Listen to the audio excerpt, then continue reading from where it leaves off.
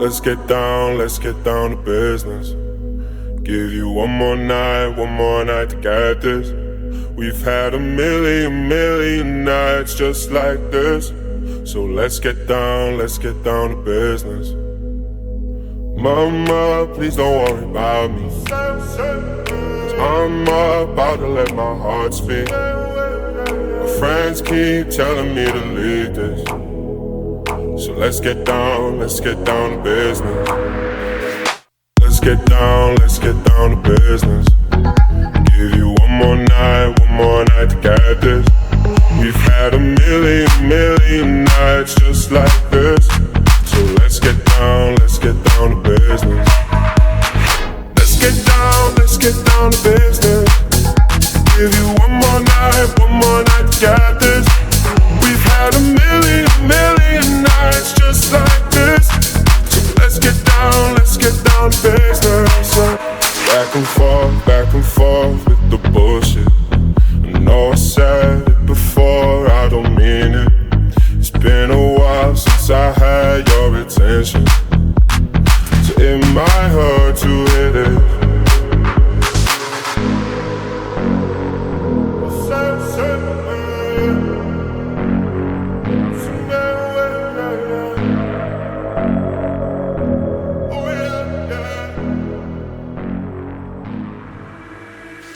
It's always the most simplest things that get in your way, and this little fuel line right here is giving me a hard time. It's in a really awkward spot to where you can't really get your hand on it, and that's what's making it really difficult, because it's up against the firewall and it's also up against the engine at the same time, so you can't get your hand in there or two hands in there to be able to make it come loose. It's just kind of free floating, which actually makes it worse, because if it was fixed to a hard surface, like an immovable surface, you could just pinch them and then pull it off. But when you pinch it, the whole assembly is moving with you, so it's making it really difficult to get in there. I mean, I could barely get my hands on it as it is. So the solution, I'm thinking, is to probably drop this motor down just a little bit. There's about 3 or 4 inches of play in those lines. I could feel it. I'm moving them around, and I'm thinking if we just drop it a few inches, get up under there, hopefully be able to get 2 hands on it and be able to separate that line. But for the most part, that's pretty much it. We've got everything disconnected and this thing's ready to come down.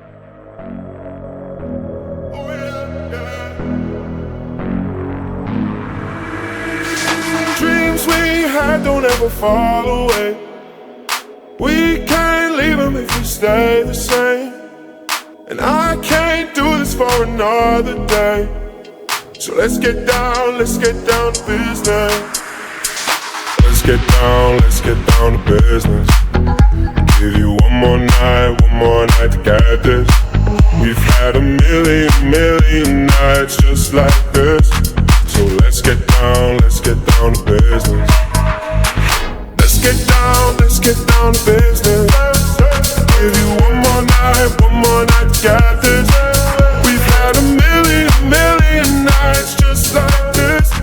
So let's get down to business. I finally got it to a point where the engine's ready to come out. This has been a lot of work. It has been way harder than I anticipated originally, but to see this motor come out right now is an incredibly satisfying feeling. Alright, you guys, I finally got the engine dropped down and out of it. All we got to do is drop the tonneau cover down, release the rear parking brakes in the back. It's getting ready to go back home with Nick for a few days while we get this whole engine situation figured out. Get to drop the engine out, but here we are, and that's the last thing I hadn't seen. So yeah, really cool project. So hopefully I get this huge mess cleaned up here pretty soon, take care of a couple family duties I gotta attend to, and then crack that motor open here in a couple hours and see what we got going. So we finally got the engines MCLAREN off of the lift here. What we found wasn't what we were hoping for, but in the end we found a solution that kind of works all the way around.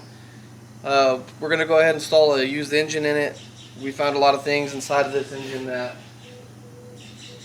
it's just probably not worth the time and effort to fix. So what we're gonna do is just go ahead and throw a new motor in it. Great.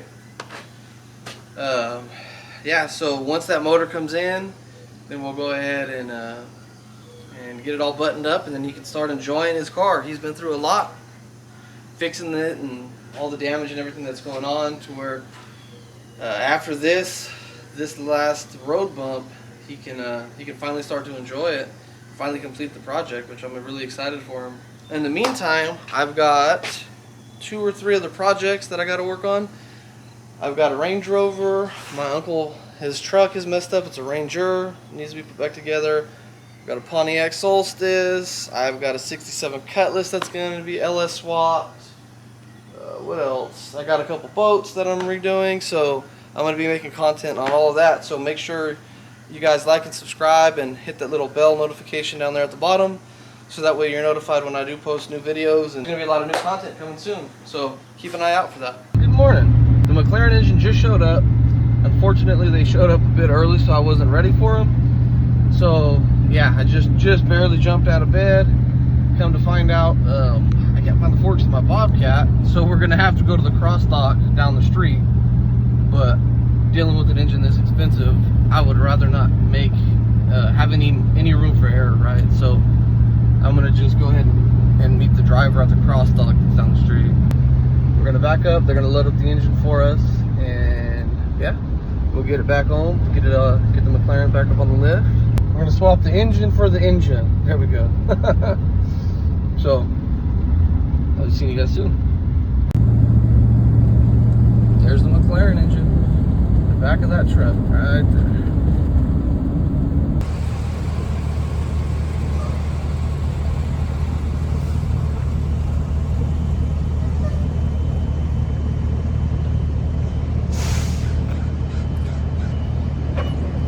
Is this okay? No? And you know what? This truck don't look too bad on camera. Yeah. I mean, it don't look good, don't get me wrong, but don't look that bad either. So we got to make sure that the weight is evenly distributed, because we do not want this thing falling over or falling off while we're removing the other engine from the back of the truck. So I'm just going to prop it up on the lift real quick.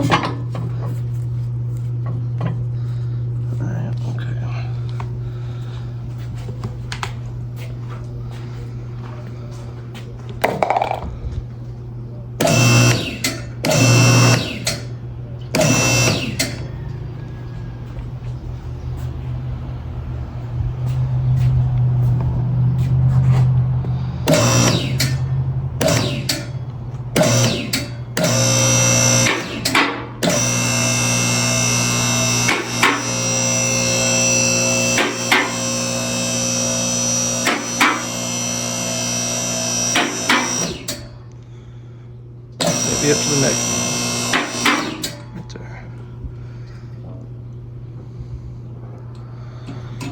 Well, you guys, that is not a sight you see every day. Pretty cool. See something like that.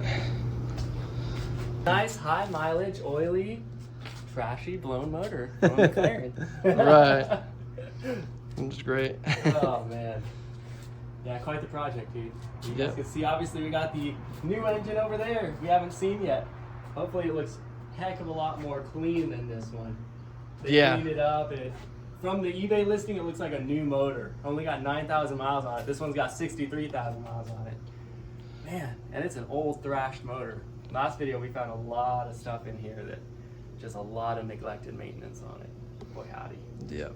Yeah. Unfortunately, but here in no time, the engine's going to be driving around in his nice refurbished McLaren. That's right. That's right. The engine's finally here. We're getting ready to slap that in the McLaren, but first we've got to remove it out of this cradle here. We got to take the transmission off. We got to replace the dampener, and I think that's pretty much it. We'll go through and inspect everything that we can and make sure everything looks good before we install it. But yeah, we're well on our way to getting his car up and going, and I'm excited to see it ready. Oh, well, this Silverado was worth 25 grand, and now it's only worth 5. That's hilarious. So this is our first unboxing and review. I'd like to thank McLaren for sending out this engine absolutely free. Oh, that's right. Yeah, free to you. Well, yeah, free to me Over for here sure. with like an overdrawn bank account. Oh no. Massive debt. Did I get you? Yeah, you got me. That's funny. This just in. A Fresno man has a heart attack in his own driveway.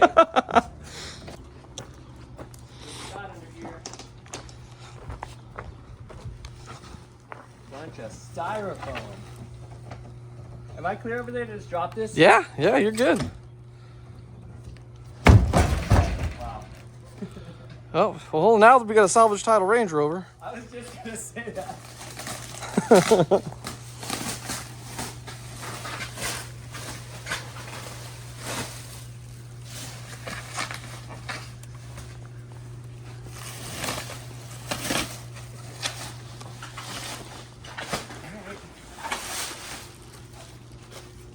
Did it send us the wrong engine?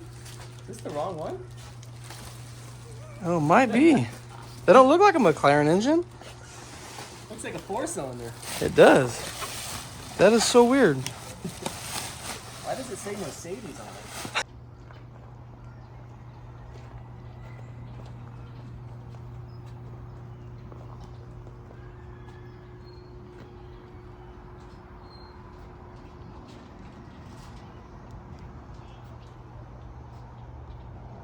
The day is finally here.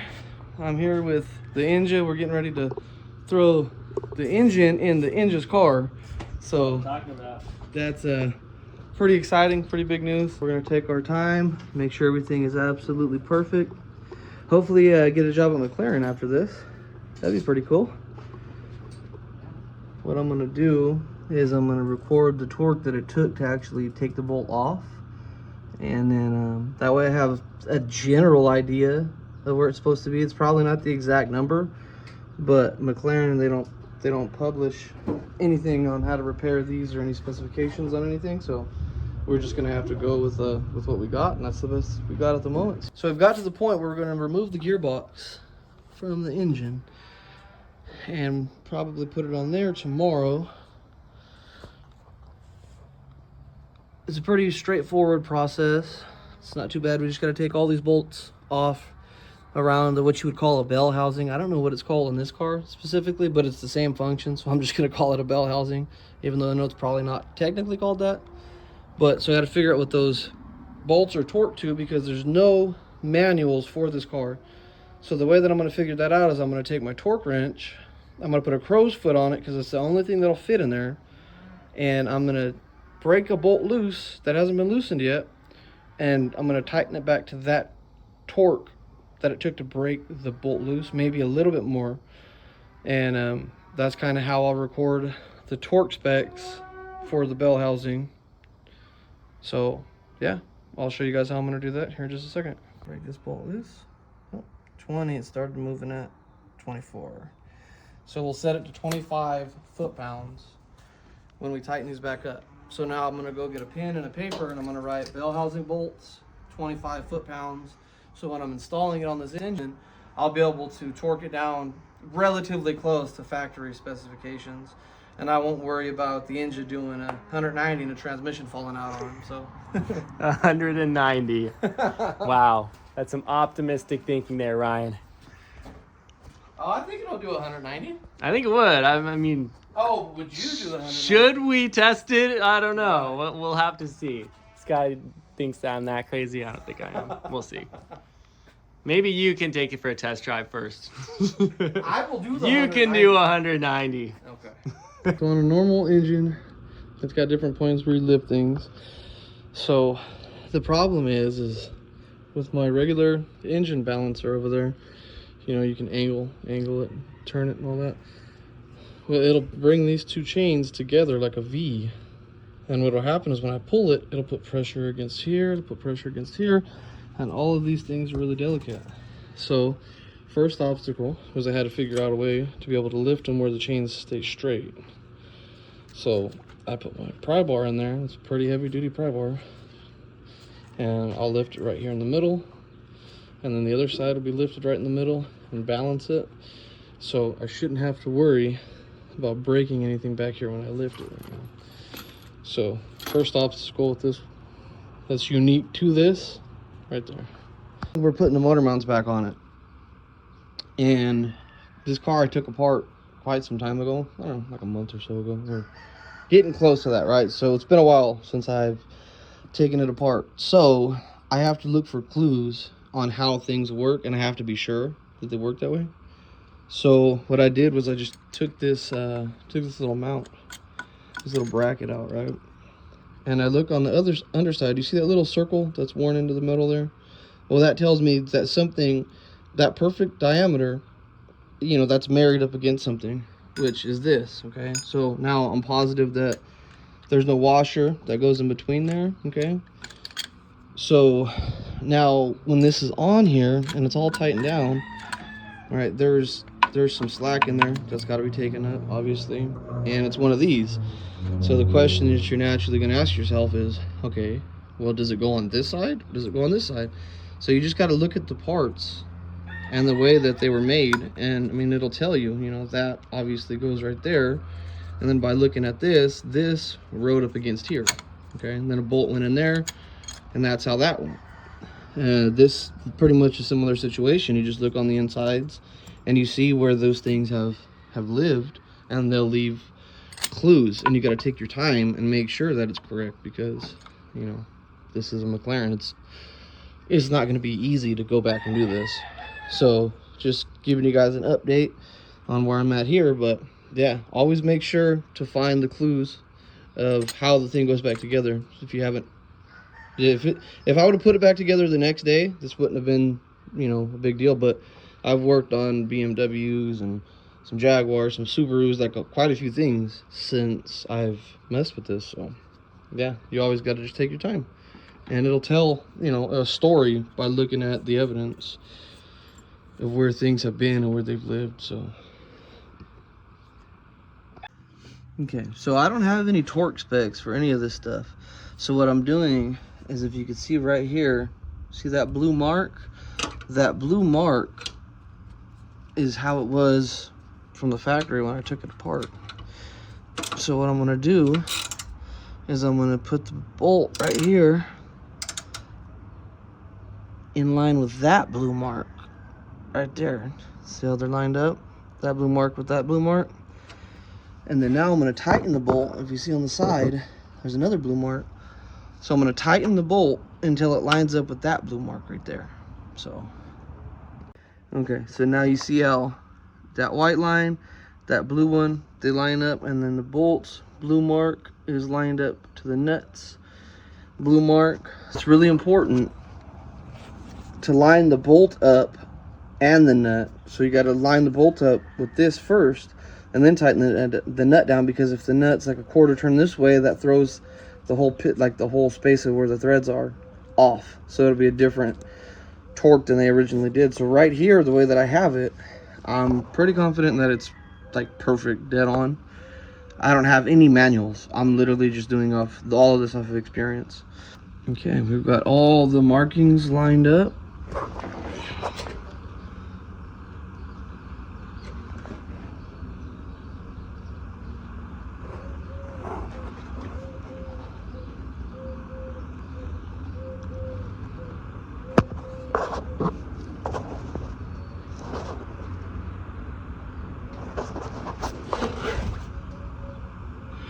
So now the subframe is officially installed. Everything's tightened down properly. As far as when it's tightened down to where it was when I took it apart. So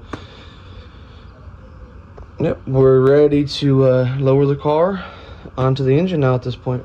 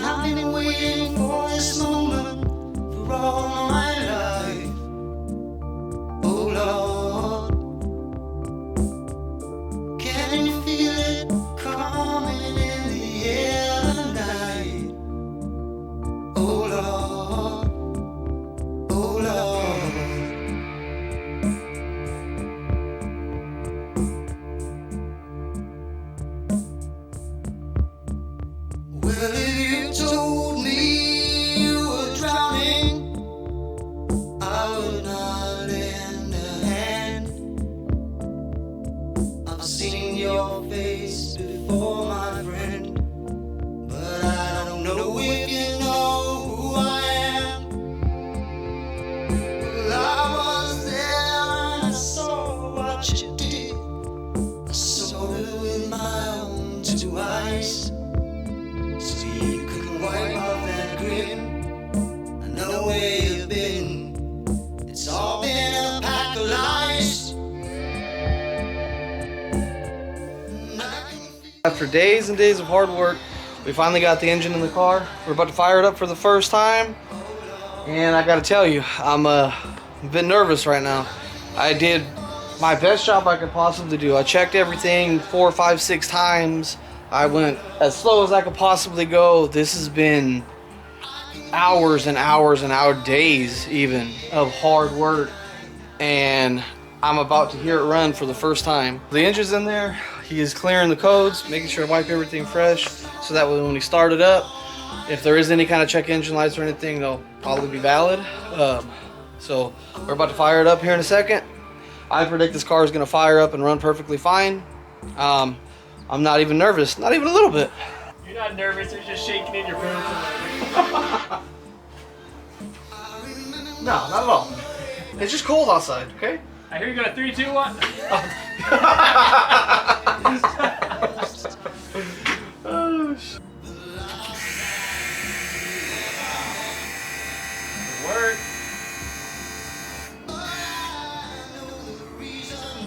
That sounded normal, that's good. 3, 2, 1.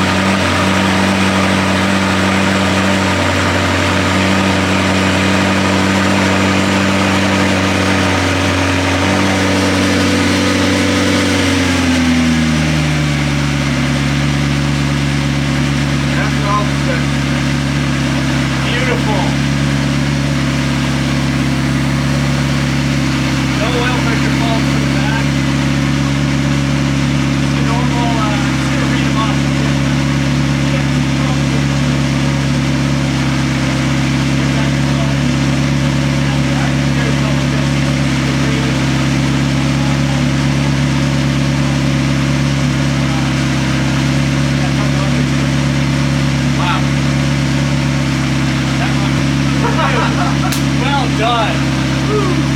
Wow. No smoke. Listen to that, first start. Oh, that is amazing. I just gotta get another high five. That was my fan. Oh man, look at that. So good. It sounds fantastic. It sounds fantastic. This would sound way better once the exhaust is on there and everything's open, all the ground's on there.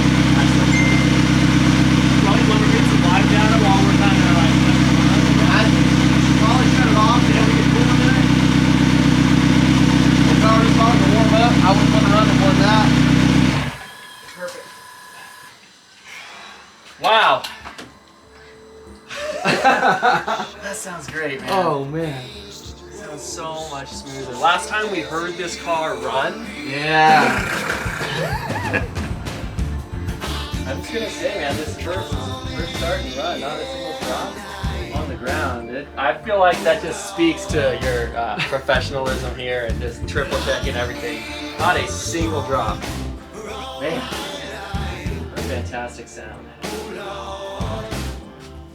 Even though we knew it would probably end this way, like it's so nice to just hear it for yourself the very first time. That first little start was rough. They all do that. After every motor swap I've ever done, they always sound a little rough. Now every start after that, perfect. No weird noises, no weird nothing. Just normal. Hard to believe it's my first time, huh? The whole time I thought you were just a supercar tech. That's what you told me. Yeah, no. You never know it though. Like, hey, you just did a successful engine swap into the McLaren. Right. For a beginner, that's pretty good. Exactly. Just started this year. Yeah. Your whole 20 days into your suspension, man. 20 days into your career. It fired perfectly right up. Came right down to the idle it should be at. And just nothing. Just some condensation at first. Maybe get a little crazy and get a rev or two, huh? Oh yeah, you're getting a little spicy now, alright.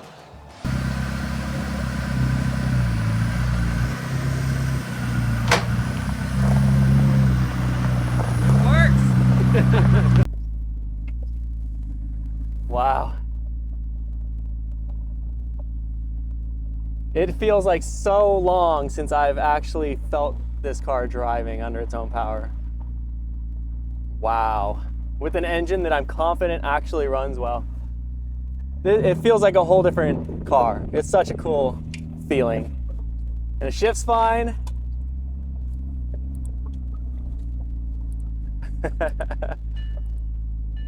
It says the hood is open. It's like, just sir, your bonnet is open. Please close the bonnet, sir.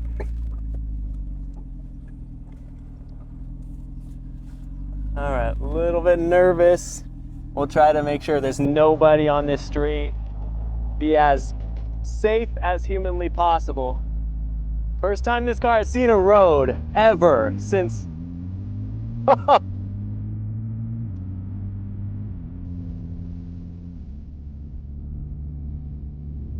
Dude. Great, man. Fantastic. We're cruising at 31 miles per hour right now. No crazy vibrations yet. I'm gonna just pick it up a little bit to a normal cruising speed.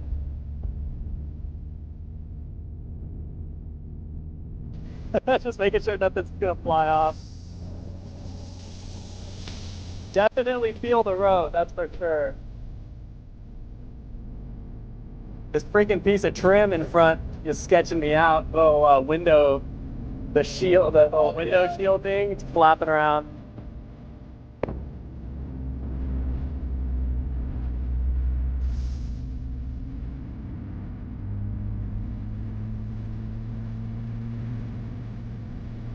Wow. Oh, that's a little sketchy. We'll go home, we'll tighten that up real quick. At the next intersection, obviously, we'll make a U. Wow. Cruising at 45 feels perfectly normal. All right. But flip a U real quick.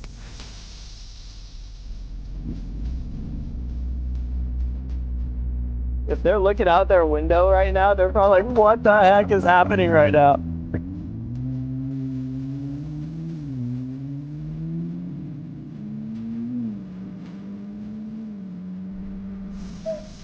Wow! The turbo sound! Wow!